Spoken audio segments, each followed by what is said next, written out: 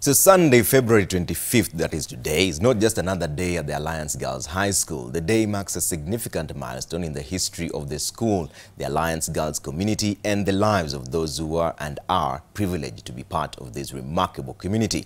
The school is celebrating 70 years of existence. This truly is a special day of honoring the excellence that Alliance Girls High School has fostered in the last 70 years. The school has provided the girls the best opportunity to learn, grow, and excel as young people as well. Now we join Daniel Mulu, who's covering the events there live, and is coming up on my screen just now. Daniel, how is the mood like there? Yeah, thank you, Trevor. I can get you right from Alliance Girls here in Kikuyu, Kiambu County, and it is a celebratory mood, if I can say so, in the school. As the school marks 70 years since its inception, and there was a very huge ceremony that just went down here. There was some cake cutting, dancing, singing, and all that great celebration with the school. Talking about some of its most prominent alumni members who've been in leadership in many political and other cadres of leadership, including even parastatals. Talking of people like Sally Kosgei, Charity Ngilu, Olive Mugenda, the former Vice Chancellor of Kenyatta University, among other people they've been talking about here. And we have been privileged even to meet one of the students who was in this particular school, who was among the first 10 students who was here in 1951, who is Charity Muringo Washungo, who is also a doctor because of what she achieved in education. Thank you for accepting to talk to us here at NTV. Kindly just share with us, how do you feel after seeing the school having achieved such a growth?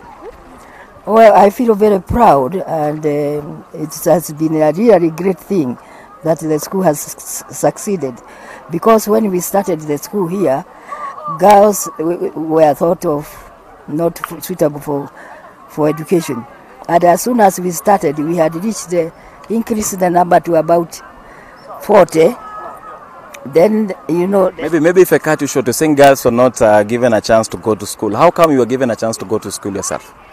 Because I was born in a Christian center, Tomo, where Scottish men had come and set up an education center.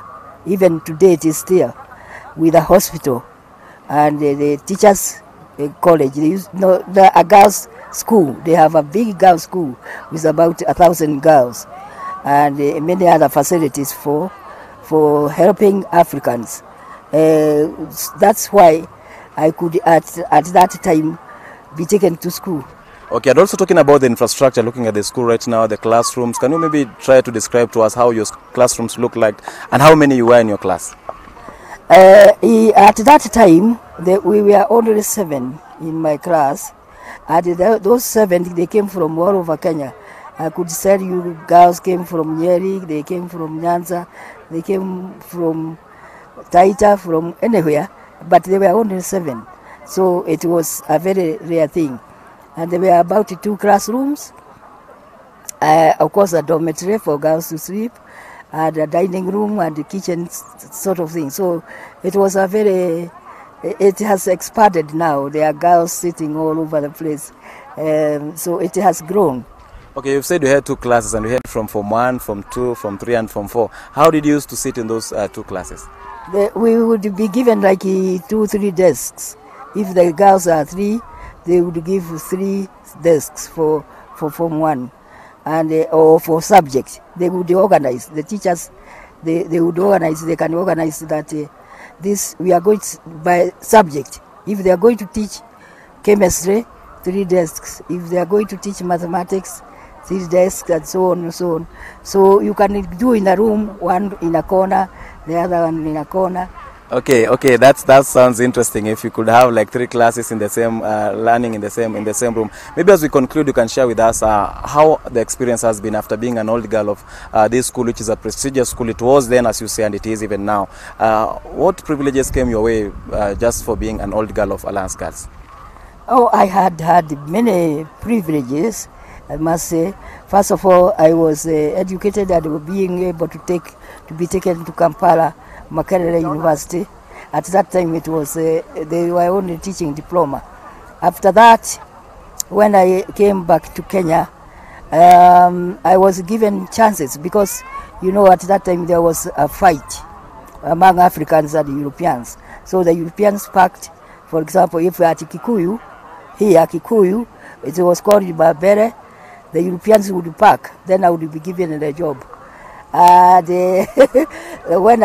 If I stayed, because that one was called Mabere, it wasn't high school, Kahuya, Moranga, the Europeans would pack, and then I would be posted to Kahuya.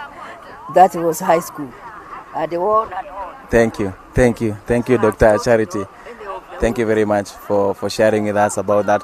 So Trevor, there you have it. That is Dr. Charity Waishungo just sharing with us how the situation was here in Alliance Girls in 1951. The school was commemorated in 1948. So she was among the first 10 students who schooled in this particular school just 3 years after its inception. And she's just telling us about how during that particular time, all the students, that's from Form 1, Form 2, Form 3 and Form 4, used to stay in one classroom. So the teachers will just put them in a corner, the other teacher in the other corner, and go on with their studies. And things have changed because looking at the infrastructure right now and all that, there has been a lot of change. So that's it for now, unless you have a question, Trevor.